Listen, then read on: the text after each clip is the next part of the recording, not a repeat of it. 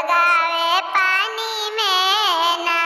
ई तो लागस हाई फाई आई मिसरी मलाई। तो लागस हाई फाई ई तो मिसरी मलाई। गोरिया जान मारस चढ़ल जवानी में आग लगावस पानी में